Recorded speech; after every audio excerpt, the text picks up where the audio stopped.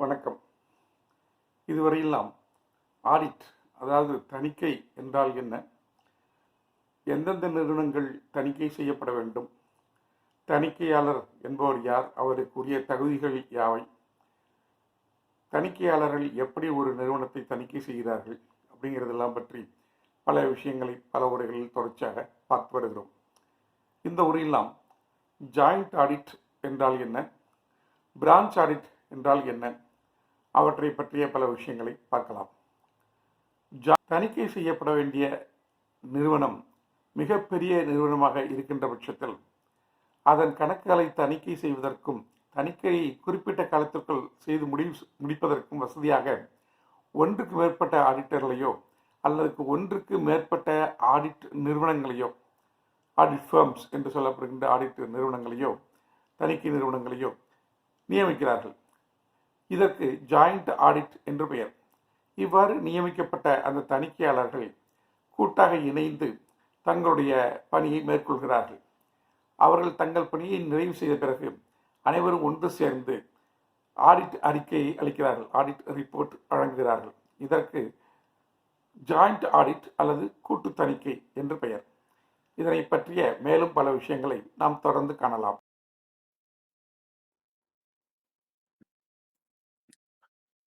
Joint audit, branch audit and secretarial audit. Joint audit அப்படிங்கிறது என்ன அப்படின்னு கேட்டால், ஒரு பெரிய ஆர்கனைசேஷன், அங்கே டிரான்சாக்ஷன்ஸ் ரொம்ப ஜாஸ்தியாக இருக்குது. ஆடிட் அந்த குறிப்பிட்ட டைம்குள்ளார முடிக்க முடியாது அப்படின்னு நினைக்கிறாங்க அப்படின்னு சொன்னாக்க, அப்போ ஒரு ஆடிட்டரையோ இல்லை ஒரு ஆடிட் ஃபார்மையோ அப்பாயின்ட் பண்ணாமல் ஒன்றுக்கு மேற்பட்ட ஆடிட்டர்ஸையோ அல்லது ஒன்றுக்கு மேற்பட்ட ஆடிட் ஃபார்ம்ஸையோ ஆடிட்டராக அப்பாயின்ட் பண்ணுவாங்க. இதுக்கு பேர் ஜாயிண்ட் ஆடிட் அப்படின்னு பேர். இந்த ஒன்றுக்கு மேற்பட்ட ஆடிட்டர்ஸ் இவங்க ஒன்றாக இணைந்து அவங்க ஆடிட்டை மேற்கொள்கிறார்கள். அப்படி மேற்கொண்டு கடைசியில் என்ன செய்கிறாங்க அப்படின்னு கேட்டாக்க, ஒரே ஒரு ஆடிட் ரிப்போர்ட்டை அவங்க கொடுக்குறாங்க. ஸோ இதுக்கு பேர் நம்ம ஜாயிண்ட் ஆடிட் அப்படின்னு சொல்கிறோம். So joint audit is an audit by 2 or more auditors to produce a single audit report, thereby sharing the responsibility for the audit. அவங்க என்ன பண்ணுறாங்க, ஆடிட்டோட ரெஸ்பான்சிபிலிட்டி எல்லாரும் ஷேர் பண்ணிக்கிறாங்க. A typical joint audit has audit planning performed jointly and field work allocated to the auditors. இந்த மாதிரி ஆடிட்டை accept பண்ணுறதுக்கு முன்னாடி அவங்க ஒர்க்கை பிளான் பண்ணிட்டு யார் யாருக்கு என்னென்ன ஒர்க் அலோகேட் பண்ணுறது அப்படின்னு சொல்லி அலோகேட் பண்ணிக்கிறாங்க. இந்த அலோகேஷன் எப்படி வேணாலும் பண்ணிக்கலாம். சில நேரங்களில் ஒவ்வொரு ஏரியாவையும் அவங்களுக்கு தனித்தனியான ஏரியாவாக பிரிச்சுக்கலாம். இந்த ஏரியாவை நான் பார்க்குறேன், இந்த ஏரியா நீங்கள் பார்க்க, இந்த ஏரியாவை நீங்கள் வருங்க அப்படின்னு சொல்லி ஒவ்வொருத்தரும் ஒவ்வொரு ஏரியாவை பிரிச்சுக்கலாம். அல்லது டைம் பேசிஸ்லையும் பிரிச்சுக்கலாம். ஃபர்ஸ்ட் 4 months நான் பார்க்குறேன், செகண்ட் 4 months நான் பார்க்குறேன் அப்படின்னு பிரிச்சுக்கலாம். இதில் சில நேரங்களில் காமன் ஏரியாவும் இருக்கலாம், எல்லாரும் பார்க்கக்கூடிய ஏரியாவும் எல்லாரும் பார்க்க வேண்டிய ஏரியாவும் இருக்கலாம். அந்த ஏரியாலாம் எந்தெந்த ஏரியா அப்படிங்கிறதையும் முதல்லையே இவங்க பிளான் பண்ணிக்கணும். ஸோ தட் ஒருத்தர் பார்க்குற ஏரியாவில் இன்னொருத்தர் பார்க்குறாரு அப்படிங்கிற பிரச்சனை வரக்கூடாது. ஸோ அவங்கவுங்களுக்கு உண்டான ஏரியா எது அப்படிங்கிறத தனித்தனியாக முன்னாடியே நம்ம பிரிச்சுக்கிட்டு ஒர்க்கை அவங்கவுங்களுக்கு அலோகேட் பண்ணிக்கணும். SA 299 ரிவைஸ்டு, அது joint audit of financial statements பற்றி சொல்லுது. According to SA 299, the joint auditors shall discuss and develop a joint audit plan prior to the commencement of the audit. Audit ஆரம்பிக்கிறதுக்கு முன்னாடியே இந்த ஆடிட் ஒர்க்கை பற்றி எல்லாத்தையும் படித்து அந்த பிளான் எல்லாம் பண்ணி அவங்களுடைய வேலையை பிரிச்சுக்கணும். Audit areas shall be divided among them. Common areas are also to be identified. Ascertain the nature, timing and the extent of the resources necessary to perform the engagement. So இதுக்கு எவ்வளவு man power வேண்டியிருக்கும், வேறு என்னென்ன resources வேண்டியிருக்கும், எவ்வளவு time எடுத்துக்கலாம் அப்படிங்கிறது எல்லாத்தையுமே அவங்க முன்கூட்டியே டிசைட் பண்ணிக்கலாம். இது SA 299 ரிவைஸ்டில் சொல்லியிருக்கு. The joint auditors shall obtain common engagement letter and common management representation letter. The joint auditors shall also discuss and document the nature, timing and the extent of the audit procedures for common and specific allocated areas of audit to be performed by each of the joint auditors, and the same shall be communicated to those charged with the governance. இந்த மேனேஜ்மெண்ட்டுக்கும் யார் யார் எந்தெந்த ஏரியாவை பார்க்குறோம் அப்படின்னு நாங்கள் பிரிச்சுக்கிட்டு இருக்கோம் அப்படின்னு சொல்லி இந்தந்த ஏரியாலாம் காமனாக எல்லாரும் பார்க்குறோம், இந்தந்த ஏரியாலாம் யார் யார் பார்க்குறாங்க அப்படிங்கிறத மேனேஜ்மெண்ட்டுக்கு நம்ம சொல்லணும். அதான் நம்ம it should be communicated to those charge with governance. After identification and allocation of the work among the joint auditors, the work allocation document shall be signed by all the joint auditors and the same shall be communicated to those charged with the governance of the entity. So இதை நம்ம கையெழுத்து போட்டு ஒரு document format பண்ணி அதில் sign பண்ணி அதை நம்ம மேனேஜ்மெண்ட்டுக்கு சப்மிட் பண்ணணும். A joint auditor is responsible only for the area allocated to him. ஒரு ஜாயிண்ட் ஆடிட்டர் அவருடைய ஏரியாவுக்கு மட்டும்தான் ரெஸ்பான்சிபிளாக இருக்காரு. In respect of audit work divided among the joint auditors, each joint auditor shall be responsible only for the work allocated to such joint auditor, including proper execution of the audit procedures. So audit procedures execute பண்ணுறதும் அவருடைய பொறுப்பு தான். அவருடைய area பொறுத்தவரையும் அது அவருடைய பொறுப்பு தான். It shall be the responsibility of each joint auditor to determine the nature, timing, and the extent of the audit procedures to be applied in relation to the areas of work allocated to the said joint auditor. So அந்த யாருக்கு அந்த work allocate பண்ணியிருக்கோமோ அவர் தான் எல்லாத்தையுமே பார்த்துக்கணும். It is the individual responsibility of each joint auditor to study and evaluate the prevailing system of internal control and assessment of the risk relating to the areas of work allocated to the said joint auditor. So அந்த internal control system ஒவ்வொருத்தருக்கும் ஒரு area கொடுத்துருப்பாங்க இல்லையா, அந்த ஏரியாவில் இருக்கிற internal control system அது எப்படி இருக்குது அப்படின்னு எவாலுவேட் பண்ணுறது, அது ஸ்ட்ராங்காக இருக்கா இல்லையான்னு பார்க்குறது. அப்புறம் அந்த ரிஸ்க்கு நம்ம முன்னாடியே படிச்சிருக்கோம், ஆடிட்டில் ரிஸ்க் 3 விதமான ரிஸ்க் பற்றி படிச்சிருக்கிறோம். அந்த ரிஸ்க்கு அது எப்படி இருக்கும், எவ்வளோ இருக்கும் அப்படின்னு சொல்லி அசஸ் பண்ணுறது. இந்த ஒர்க் எல்லாம் அந்த ஏரியாவுக்கு அந்த ஆடிட்டர் யாரோ அவருடைய பொறுப்பு தான் இது. ஸோ அந்தந்த ஏரியாவை பொறுத்தவரையிலே அவங்கவுங்க தான் அதை பார்த்துக்கணும். All the joint auditors shall be jointly and severally responsible. எல்லாரும் ஒட்டுமொத்தமாகவும் தனித்தனியாகவும் சில விஷயங்களுக்கு ரெஸ்பான்சிபிளா இருக்காங்க. எதுக்கு அப்படின்னு கேட்டாக்க, the audit work which is not divided among the joint auditors and is carried out by all auditors. சில ஒர்க்கை மட்டும் டிவைட் பண்ண முடியாதுன்னு சொன்னோம் இல்லையா, அந்த டிவைட் பண்ண முடியாத சில ஒர்க்கை எல்லாரும் சேர்ந்து பண்றாங்க. அப்படி சேர்ந்து பண்ணும் பொழுது ரெஸ்பான்சிபிலிட்டி எப்படி இருக்கும் அப்படின்னு கேட்டாக்க, responsibility has to be shared by all the auditors jointly and individually also. 2 பேரும் எல்லாரும் சேர்ந்தும் அதுக்கு பொறுப்பு, தனித்தனியாகவும் அதற்கு எல்லாரும் பொறுப்பாகிறார்கள். அப்புறம் decisions taken by all the joint auditors under audit planning in respect of the common audit areas concerning the nature, timing and the extent of the audit procedures to be performed by each of the joint auditors. So அதில் என்னென்ன decisions எடுக்கிறாங்களோ அதுக்கும் இவங்க எல்லாரும் jointly and செவரலி, அதாவது அனைவரும் சேர்ந்தும் மற்றும் தனித்தனியாகவும் பொறுப்பாகிறார்கள். Matters which are brought to the notice of the joint auditors by any one of them and on which there is an agreement among the joint auditors. ஒரு விஷயம் இருக்கு, இந்த விஷயத்தை ஜாயிண்ட் ஆடிட்டர்ஸோட கவனத்துக்கு நம்ம கொண்டு வரோம் அப்படின்னு சொன்னாக்க, அப்படி அது மாதிரி கொண்டு வந்த அந்த விஷயங்களுக்கும் எல்லாரும் பொறுப்பேற்கிறார்கள். ஒரு விஷயத்த ஒரு ஆடிட்டர் மற்ற ஆடிட்டர்களுடைய கவனத்துக்கு கொண்டு வராரு அப்படின்னு அவ்வாறு கொண்டு வந்ததுக்கு அப்புறம் அது மேல ஒரு அக்ரிமெண்ட்டுக்கு வராங்க, எல்லாரும் சேர்ந்து ஒரு கன்சென்சஸ்க்கு வராங்க. அப்படி எல்லாரும் சேர்ந்து ஒரு முடிவெடுத்துக்கிற பட்சத்துல அப்பவும் இவங்க எல்லாரும் jointly and severally responsible. Examining that the financial statements of the entity comply with the requirements of the relevant statutes. அந்த என்டைட்டி எந்த ஸ்டேச்சு கீழே இருக்கோ, ஃபார் எக்ஸாம்பிள் கம்பெனினா கம்பெனிஸ் ஆக்ட் கீழே இருக்கு. ஸோ அந்த கம்பெனிஸ் ஆக்டில் இருக்கிற அல்லது அந்த ஸ்டேச்சுல இருக்கிற எல்லா ரிக்வயர்மெண்ட்ஸையும் இந்த ஃபினான்ஷியல் ஸ்டேட்மெண்ட்ஸ் எல்லாம் ஃபுல்ஃபில் பண்ணுதா அப்படிங்கிறதையும் எல்லாரும் சேர்ந்து பார்க்கணும். Presentation and disclosure of the financial statements as required by the applicable financial reporting framework.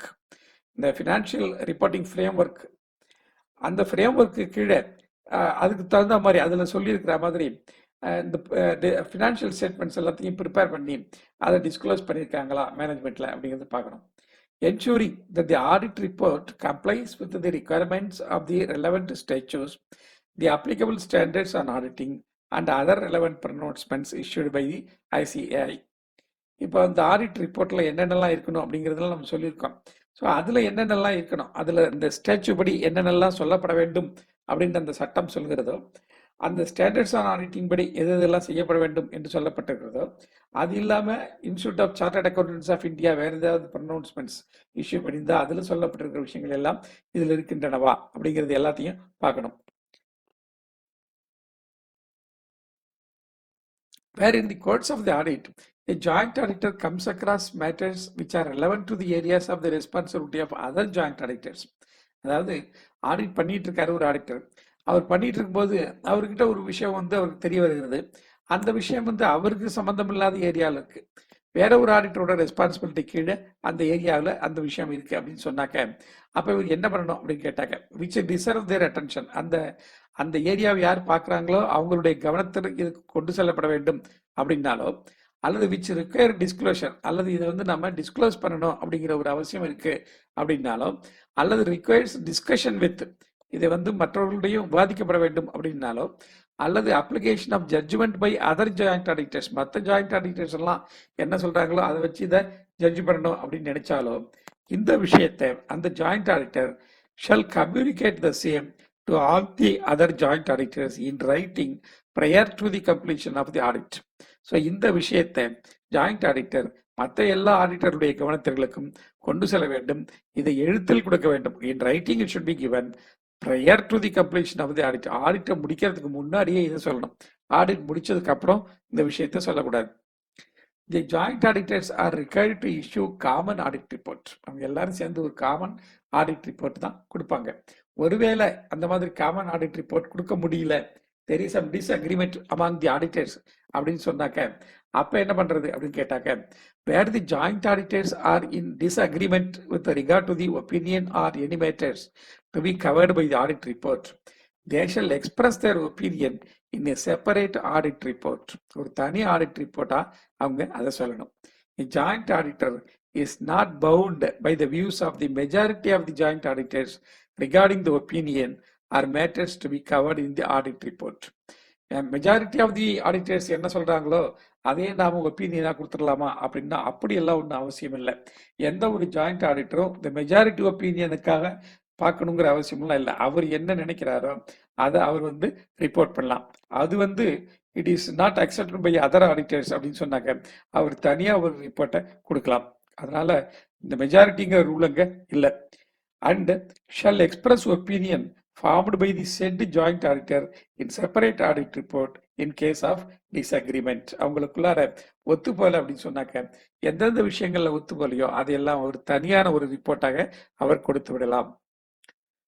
In such circumstances, the audit report issued by the joint auditor shall make a reference to the separate audit report issued by the other joint auditors. So மற்ற auditors எல்லாரும் தனியாக ஒரு report கொடுத்துருக்காங்க அப்படிங்கிறத இந்த joint auditor சொல்லணும். இதே மாதிரி மற்ற ஆடிட்டர்ஸ் எல்லாம் அவங்க ரிப்போர்ட் கொடுப்பாங்க இல்லையா, அந்த ரிப்போர்ட்லேயும் வந்து நாங்கள்லாம் இந்த ரிப்போர்ட்டை கொடுத்துருக்கோம், இதே மாதிரி ஒரு ரிப்போர்ட்டை இன்னொரு ஜாயிண்ட் ஆடிட்டர் ஒருத்தர் கொடுத்துருக்காரு அப்படிங்கிறத அவங்களுடைய ரிப்போர்ட்டில் சொல்லணும்.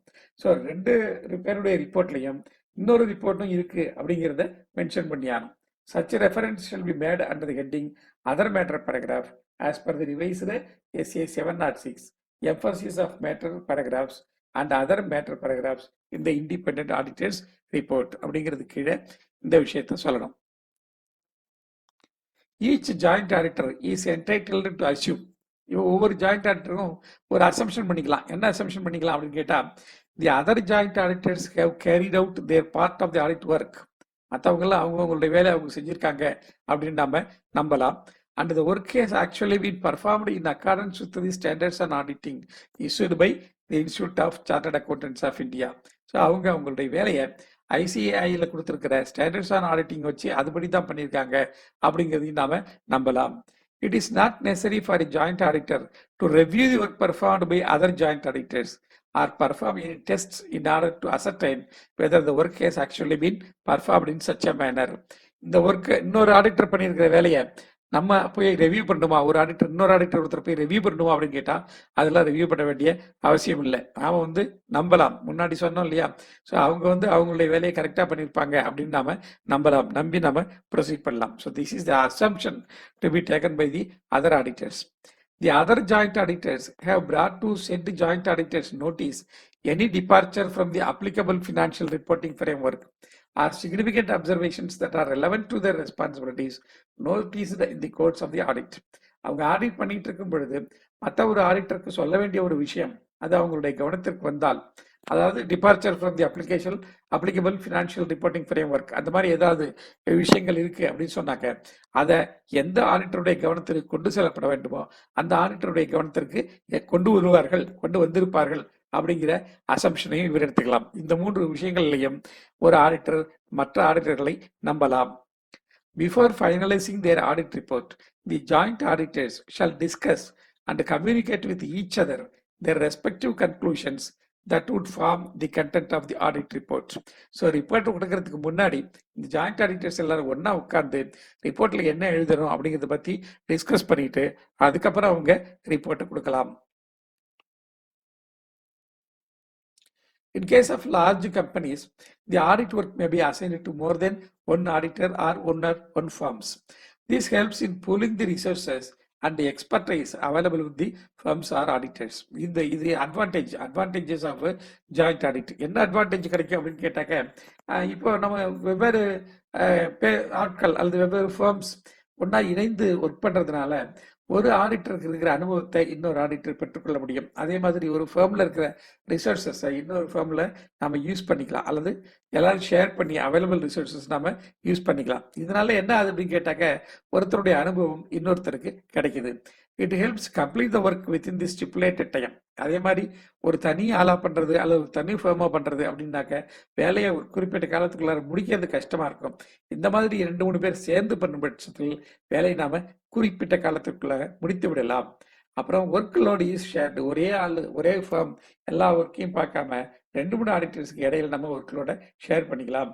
மியூச்சுவல் கன்சல்டேஷன், ஒருத்தருக்கு ஒருத்தர் கன்சல்ட் பண்ணி நமக்கு ஏதாவது சந்தேகம் இருக்குது அப்படின்னு சொன்னாக்க அதை இன்னொரு ஆடிட்டர் கூட கன்சல்ட் பண்ணிக்கலாம். அவர் இதே மாதிரி அவருக்கு வேற ஏதாவது முன் அனுபவம் இருந்திருந்தா அதை அவர் நமக்கு ஷேர் பண்ணலாம். இதனால என்ன ஆகுது அப்படின்னு கேட்டாக்க நம்ம கிளையண்ட்டுக்கு ஒரு நல்ல குவாலிட்டி ஒர்க்கை நாம கொடுக்க முடியும். Quality of service rendered to the client improves. These are all the advantages of the joint audit. Disadvantages என்ன அப்படின்னு கேட்டாக்க, இந்த ஏரியா ஆஃப் கோஆர்டினேஷன் இருக்கு இல்லையா, அதை ரொம்ப கிளியரா நம்ம டிஃபைன் பண்ணியானோம். அப்படி டிஃபைன் பண்ணல அப்படின்னு சொன்னாக்க கான்ஃபிளிக்ட் வரதுக்கு வாய்ப்புகள் இருக்கு. அதனால அதை ரொம்ப ஜாக்கிரதையா பார்த்துக்கணும். Areas of common concern may be neglected. இந்த காமன் கன்சர்ன், அதாவது என்னோட வேலையும் இல்லை அப்படின்னு இது யாரோ இப்போ எல்லாரும் சேர்ந்து இது நீங்க பாருங்க நான் பாக்குறேன் நான் பாக்குறேன் நீங்க பாருங்க அப்படின்னு சொல்லி ஒரு காமன் ஏரியா கிடைச்சாலும் விட்டுறக்கூடாது. எல்லாரும் சேர்ந்து பார்க்க வேண்டிய ஏரியா விட்டுட்டாக்க போயிடும். அதனால காமன் ஏரியா நெக்லெக்ட் பண்றதுக்கு ஒரு வாய்ப்பு இருக்கு. தென் சைக்கலாஜிக்கல் ப்ராப்ளம்ஸ்ங்கிறது ஒரு ஆடிட் ஃபார்ம் ரொம்ப பெரிய ஃபார்மா இருக்கு, அவங்கள்ட்ட நிறைய எக்ஸ்பர்டைஸ் இருக்கு, நிறைய லாங் ஸ்டாண்டிங் உங்களுக்கு எக்ஸ்பீரியன்ஸ் இருக்கு அப்படின்னு சொன்னாங்க. அவங்க அடுத்த ஒரு சின்ன ஃபார்ம் நம்ம கூட சேர்ந்து ஒர்க் பண்றாங்க அப்படின்னு சொன்னா அப்போ ஒரு ஈகோ ப்ராப்ளம் அவங்க அதர் ஃபார்மை அவங்க நெக்லெக்ட் பண்ணலாம். அந்த மாதிரி வர்றதுக்கு ஒரு வாய்ப்புகள் இருக்குது. அப்படி இருந்தது அப்படின்னு சொன்னாக்க அதை நம்ம சால்வ் பண்றது பார்த்துக்கணும். So these are all the disadvantages of a joint audit. அடுத்து நாம பிரான்ச் ஆடிட் அப்படின்னா என்னன்னு பார்க்கலாம். பிரான்ச் ஆடிட்ங்கிறது ஒரு பெரிய கம்பெனி இருக்கு, அந்த கம்பெனிக்கு ஒரு இடத்துல ஹெட் குவார்டர்ஸ் இருக்கலாம், 5-6 இடங்கள்ல அதனுடைய பிரான்ச்சஸ் இருக்கலாம். இந்தியாவுக்குள்ளார இருந்தாலும் இருக்கலாம், இல்ல இந்தியாவுக்கு வெளியில இருந்தாலும் இருக்கலாம். அந்த மாதிரி இருந்ததுன்னா அதுக்கு பேரு பிரான்ச் அப்படின்னு பேரு. ஸோ இந்த பிரான்ச் அல்லது யூனிட்ஸ் கூட இருக்கலாம். அந்த பிரான்ச்சையும் அல்லது யூனிட்ஸையும் எப்படி ஆடிட் பண்றது அப்படின்னு பார்க்கணும். இப்போ கம்பெனிக்கு என்ன பண்ணியிருக்காங்க அப்படின்னு கேட்டாங்க, கம்பெனிக்குன்னு ஒரு ஆடிட்டரை அப்பாயிண்ட் பண்ணியிருக்காங்க. He is called the company auditor. இந்த கம்பெனி ஆடிட்டர் இல்லாம சில பிரான்ச் ஆடிட்டர்ஸையும் நாம அப்பாயிண்ட் பண்ணலாம். இந்த பிரான்ச் ஆடிட்டர்ஸ் என்ன பண்ணுவாங்க அப்படின்னு கேட்டா, அந்த லோக்கல்ல இருக்கிற ஆட்களை நம்ம அப்பாயிண்ட் பண்ணோம்னா அவங்க போய் அந்த லோக்கல்ல இருக்கிற பிரான்ச்சை பார்த்து அந்த பிரான்ச்சை ஆடிட் பண்ணி அவங்களுடைய ரிப்போர்ட் அவங்க சப்மிட் பண்ணுவாங்க. அதுக்கு பேரு பிரான்ச் ஆடிட்டர் அப்படின்னு பேரு, அல்லது பிரான்ச் ஆடிட் ரிப்போர்ட் அப்படின்னு பேரு. இந்த பிரான்ச் ஆடிட் ரிப்போர்ட்டை வாங்கி நம்ம கம்பெனி ஆடிட்டர் என்ன பண்ணுவாரு, கன்சாலிடேட் பண்ணி எல்லா பிரான்ச் ஆடிட்டையும் ஒன்னா கன்சாலிடேட் பண்ணி அவர் தன்னுடைய கருத்துக்களையும் சேர்த்து தன்னுடைய ரிப்போர்ட்டாக ஒரே ரிப்போர்ட்டாக அவர் கொடுப்பாரு. ஒருவேளை இந்த கம்பெனியோட பிரான்ச் ஃபாரின்ல ஏதாவது இருந்தது அப்படின்னு சொன்னாங்க, அவுட் சைடு இந்தியா ஒரு பிரான்ச் இருக்கு அப்படின்னு சொன்னாங்க, அந்த கண்ட்ரியில் இருக்கிற ஒரு அக்கௌண்டன்ட் அல்லது ஒரு ஆடிட்டர் அவரை வச்சு அவர் மூலம் அந்த கம்பெனி நம்ம பிரான்ச் ஆடிட் பண்ணி அவர்கிட்ட இருந்து நம்ம ரிப்போர்ட்டை வாங்கி நம்ம கன்சாலிடேட் பண்ணிக்கலாம். This is called branch audit. According to section 143(8) of the Companies Act, where a company has a branch office, The accounts of that branch office shall be audited either by the auditor appointed by the company, so he is called the company auditor under this act, or by any other person qualified for appointment as an auditor of the company under this act and appointed as such under section 139 of the act. அந்த ஆடிட்டரை வச்சு நம்ம அந்த பிரான்ச்சை audit பண்ணலாம். If the branch is situated in a place outside India, the accounts of the branch shall be audited either by the company's auditor or by an accountant or by any other person duly qualified to act as an auditor in accordance with the laws of that country. Duties and the powers of the company's auditor with reference to the audit of the branch and the branch auditor shall be such as may be prescribed. The branch auditor shall prepare a report on the accounts of the branch examined by him and send it to the auditor of the company. அவருடைய reports வந்து அவர் submit பண்றாரு. The auditor of the company shall deal with it in his report in such a manner as he considers necessary. இந்த company ஆடிட்டருக்கும் branch ஆடிட்டருக்கும் அவங்கவுங்களுடைய role அவங்க என்னென்ன role பண்ணணும், என்னென்ன வேலை பண்ணணும் அப்படிங்கிறத பொறுத்தவரையிலே there should be cooperation and coordination. இதை பற்றி இவங்க ரெண்டு பேரும் முன்னாடியே டிஸ்கஸ் பண்ணி ஒரு முடிவுக்கு வரலாம். இந்த SA 600 இருக்கு, using the work of another auditor. அதுலேயும் இதை பற்றி விஷயங்கள்ல தெளிவாக சொல்லியிருக்கிறாங்க. So SA 600 makes it clear that the statute governing the entity may confer a right on the company auditor to visit the branch and examine the books of the accounts if he thinks it necessary to do so. அந்த பிரான்ச்சை போய் பார்த்து அங்கேருந்து என்னுடைய books எல்லாம் நான் பார்க்கணும் அப்படின்னு நம்மளுடைய கம்பெனி ஆடிட்டர் அல்லது மெயின் ஆடிட்டர் சொல்லலாம். அப்படி அவர் விரும்பினால், அவர் தேவை என்று நினைத்தால் அந்த பிரான்ச்சையும் அவர் போய் பார்த்து விட்டு வரலாம். The principal auditor shall rely on the work done by the branch auditor and shall visit the branch only under special circumstances. So இந்த பிரான்ச் ஆடிட்டர் என்ன சொல்றாரோ அதை மெயின் ஆடிட்டர் அக்செப்ட் பண்ணிக்கலாம். ரொம்ப ஒரு முக்கியமான விஷயம் இருக்கு, இதை கவனிக்கல அப்படின்னு சொன்னாலோ அல்லது வேற ஏதாவது ஸ்பெஷல் சர்க்கம்ஸ்டன்சஸ் இருந்தாலோ அந்த நேரத்தில் மட்டும் அவர் போய் பிரான்ச்சை போய் விசிட் பண்ணா போதும். Company auditor May advice the branch auditor matters requiring special consideration. எந்தெந்த விஷயங்களை வந்து நீங்க முக்கியமா பார்க்கணும் அப்படின்னு கம்பெனி ஆடிட்டர் நினைக்கிறாரோ அந்தந்த விஷயங்களை பாருங்க அப்படின்னு சொல்லி பிரான்ச் ஆடிட்டருக்கு அவர் சொல்லலாம். குவாலிஃபிகேஷன்ஸ் இன் பிரான்ச் ஆடிட் ரிப்போர்ட்ஸ்.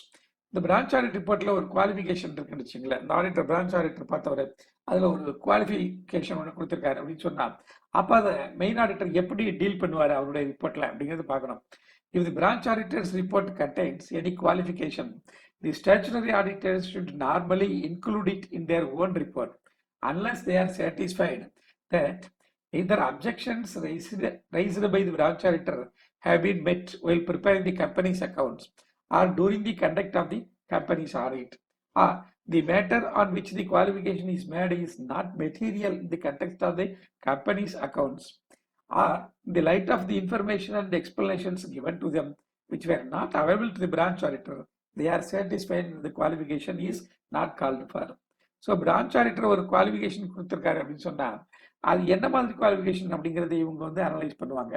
அது மெயின் ஆடிட்டர் அப்படி ஆடிட் பண்ணிட்டு அனலைஸ் பண்ணிட்டு இது நம்ம சேர்த்துக்கணுமா வேண்டாமா, நம்மளோட ரிப்போர்ட்ல இந்த குவாலிஃபிகேஷன் சேர்த்துக்கணுமா வேணாமா அப்படிங்கிறத பத்தி அவங்க முடிவெடுக்கலாம். ஒருவேளை இந்த விஷயங்கள், இந்த பிரான்ச் ஆடிட்டர் சொன்ன விஷயங்கள் வந்து already taken care of by the main auditor அப்படின்னு சொன்னாக்க அப்ப இவர் அதை விட்டுறலாம்.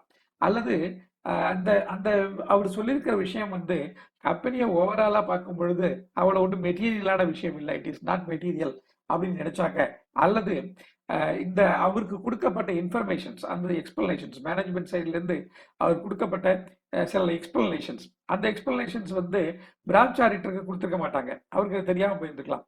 அந்த எக்ஸ்பிளனேஷன்ஸை பேஸ் பண்ணி பார்க்கும் பொழுது இது ஓகே, இந்த தேவை குவாலிஃபிகேஷன் நாம சொல்ல வேண்டிய அவசியம் இல்லை, ரிப்போர்ட்ல சொல்ல வேண்டிய அவசியம் இல்லை அப்படின்னு மெயின் ஆடிட்டர் நினைக்கிறாரு அப்படின்னு சொன்னாலும் இந்த மாதிரி நேரங்கள்ல பிரான்ச் ஆடிட்டர் சொன்ன குவாலிஃபிகேஷனை அவங்க மெயின் ரிப்போர்ட்ல சொல்லாம விட்டு விடலாம். இதுதாங்க பிரான்ச் ஆடிட். அடுத்தது செக்ரட்டேரியல் ஆடிட். செக்ரட்டேரியல் ஆடிட்ங்கிறது எப்பொழுது தேவைப்படுகிறது அப்படிங்கிறத பார்க்கணும். இப்போ ஒரு கம்பெனி இருக்கு அப்படின்னு சொன்னாக்க இந்த கம்பெனி நிறைய லீகல் இஷ்யூஸ் ஒரு கம்பெனி ரன் பண்றதுல இருக்க முடியும். உதாரணமா every company is working in A legal environment இல்லையா, ஒரு பொலிட்டிக்கல் என்விரான்மெண்ட், ஒரு சோசியல் என்விரான்மெண்ட், அந்த மாதிரி லீகல் என்விரான்மெண்ட்டும் இருக்கு. இந்த லீகல் என்விரான்மெண்ட்ங்கிறது என்ன அப்படின்னு கேட்டாங்க, வேற number of acts and rules regulations etcetera etcetera. ஒரு என்டைட்டி இருக்கு அப்படின்னு சொன்னாக்கா அந்த என்டைட்டியை கவர்ன் பண்றதுக்குன்னு ஒரு ஆக்ட் ஒன்று இருக்கும். உதாரணமா கம்பெனிஸ்க்கு எல்லாத்தையும் இந்த கம்பெனிஸ் ஆக்ட் இருக்கு. ஸோ கம்பெனிஸ் ஆக்டுக்கு எழுத அந்த கம்பெனி எல்லாம் ஒர்க் பண்ணியாகணும். ஸோ கம்பெனிஸ் ஆக்டில் இருக்கிற ப்ரொவிஷன்ஸ் எல்லாத்தையும் இந்த கம்பெனிஸ் ஃபாலோ பண்ணியாகணும். இது இல்லாமல் மற்ற விஷயங்களும் இருக்க முடியும். என்னென்னலாம் இருக்க முடியும் அப்படின்னு கேட்டாக்க உதாரணமா என்விரான்மெண்டல் ஆக்ட் இருக்குன்னு வச்சுங்களேன். ஸோ என்விரான்மெண்டல் ஆக்டில் என்னென்னலாம் சொல்லியிருக்கோ அதெல்லாம் இந்த கம்பெனி ஃபாலோ பண்ண வேண்டியிருக்கும். இப்போ லேபர் வெல்ஃபேர் ஆக்ட் இருக்கு, ஃபேக்டரிஸ் ஆக்ட் இருக்கு, பிஎஃப் ஆக்ட் இருக்கு, இஎஸ்ஐ ஆக்ட் இருக்கு, இந்த மாதிரி ஆக்ட்ஸ் எல்லாம் இருக்கு. அப்போ இதுல இருக்கிற ப்ரொவிஷன்ஸ் எல்லாத்தையும் வந்து கம்பெனி வந்து ஃபாலோ பண்ண வேண்டியிருக்கும். அப்படி ஃபாலோ பண்ணணும் அப்படின்னு சொன்னாக்க டைரக்டர்ஸ் இருக்கிறாங்க, டைரக்டர்ஸோ அல்லது தோஸ் சார்ஜ் வித் மேனேஜ்மெண்ட்டும் அவங்களும் அவங்க எப்படி வந்து இது எந்த லாவில் இருக்கிற ப்ரொவிஷன்ஸ் எல்லாத்தையும் தெரிஞ்சு வச்சுட்டு இருக்க முடியும்? அவங்க வந்து பிசினஸ் தான் பண்றாங்க. ஸோ அவங்களுக்கு பிசினஸ் எப்படி ரன் பண்றது அப்படிங்கிறது வந்து அவங்க கான்சென்ட்ரேட் பண்ணுவாங்க. ஸோ இந்த லாவ்லையும் இருக்கிற அதர் ப்ரொவிஷன்ஸ், ரெகுலேஷன்ஸ் இது எல்லாத்தையும் ஃபாலோ பண்றோமா, whether we are complying with all these things அப்படிங்கிறத பார்க்கணும் அப்படின்னு சொன்னாங்க. அதுக்கு தனியா ஒரு ஆள் இருந்தால் தான் நமக்கு சௌகரியமா இருக்கும். ஸோ அதுக்காக ஒரு ஆள் போட்டா அந்த ஆடிட்டுக்கு பேரு செக்ரட்டேரியல் ஆடிட் அப்படின்னு பேரு. So every business entity is operating in the legal environment. It has to comply with the provisions of the statute governing it. Example, Companies Act governed by the companies are governed by the Companies Act.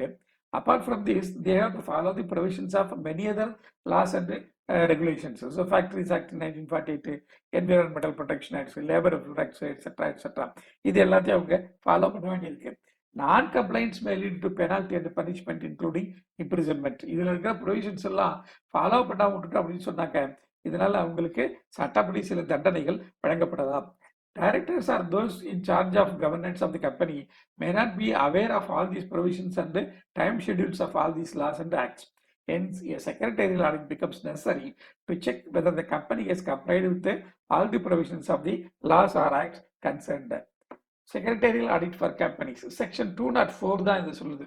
So, every listed company and a company belonging to other class of companies as may be prescribed shall annex with its board's report made in terms of subsection 3 of section 134 a secretarial audit report given by the company secretary in practice in such form as may be prescribed. So the company secretary ஒருத்தர் appoint பண்ணி அவர் கொடுக்குற report நம்ம கொடுத்தாங்க. Board of directors வந்து அவங்களுடைய report கொடுக்கும் பொழுது அதை இவங்க சேர்த்து கொடுத்தாங்க. It shall be the duty of the company to give all assistance and facilities to the company secretary in practice for auditing the secretarial and related records of the company. The board of directors in the report made in terms of subsection 3 of section 134 shall explain in full any qualification or observation or other remarks made by the company secretary in practice in his report under subsection 1. ஒருவேளை இந்த company secretary அவருடைய ரிப்போர்ட்ல ஏதாவது qualification சொல்லியிருந்தார் அப்படின்னு சொன்னாக்க அது board of directors have to explain. If a company or any officer of the company or the company secretary in practice contravenes the provisions of this section, the company every officer of the company or the company secretary in practice who is in default shall be liable to a penalty of 2 lakh rupees. அதனால அவங்களுக்கு penalty impose பண்ண முடியும். The company's appointment and remuneration of the managerial personnel rules 2014. அதுல rule number 9 தான் அந்த secretarial audit report பத்தி சொல்லுது. So இந்த அதர் கம்பெனிஸ் அப்படின்னு சொன்னா இல்லையா செக்ஷன் 204ல அது எந்த கம்பெனி அப்படின்னு கேட்டாங்க every public company having a paid up share capital of 50 crore rupees or more. Paid up capital வந்து 50 crore rupees மேல இருந்தது அப்படின்னு சொன்னாக்க அந்த company. Every public company having a turnover of 250 crore rupees 250 கோடி ரூபாய்க்கு மேல டர்ன் ஓவர் இருந்தது அப்படின்னு சொன்னாங்க அந்த company. Every company having outstanding loans or borrowings from banks or public financial institutions of 100 crore rupees or more. வெளியிலேருந்து வாங்கிக்கிற loans ஒரு 100 crore rupeesக்கு மேல இருந்தது அப்படின்னு சொன்னா அந்த மாதிரி கம்பெனிஸ் இவங்க எல்லாமே வந்து ஒரு செக்ரட்டரியல் ஆடிட் பண்ணிட்டு செக்ரட்டரியல் ஆடிட் ரிப்போர்ட்டையும் கொடுக்கணும். இந்த செக்ரட்டரியல் ஆடிட் ரிப்போர்ட் என்ன ஃபார்மேட்ல கொடுப்பாங்க அப்படின்னு கேட்டாங்க secretarial audit report shall be given in the form MR3 அப்படிங்கிற ஃபார்ம்ல அவங்க சொல்லணும். ஸோ இதுக்கு இந்த ஷேர் கேபிட்டல் டர்ன் ஓவர் அப்படிங்கிறதுலாம் என்ன அப்படின்னு கேட்டாக்க they are existing on the last date of the latest audited financial statements. அதுதான் நம்ம கணக்கில் எடுத்துக்கணும். டர்ன் ஓவர் அப்படின்னா 250 crores அப்படின்னா அது எது அப்படின்னு கேட்டாக்க அந்த பேலன்ஸ் ஷீட் இருக்குல்ல லேட்டஸ்ட் ஆடிட்டட் பேலன்ஸ் ஷீட் அதனுடைய லாஸ்ட் டேட்ல என்ன வேல்யூஸ் இருந்ததோ அந்த வேல்யூஸ் தான். The board of directors in the report made in terms of subsection 3 of section 134 முன்னாடி சொன்னதுதான் shall explain in full any qualification or observation or other remarks made by the company secretary in practice in his report under subsection 1. The company or any officer of the company இவருடைய சொன்ன விஷயம் தான். அதனால அவங்களுக்கு வந்து penalty ஒரு 2 லட்ச ரூபா வரலையும் பெனால்ட்டி அவங்க கட்டுற மாதிரி ஆயிடும். அதனால அதை பார்த்துக்கணும்.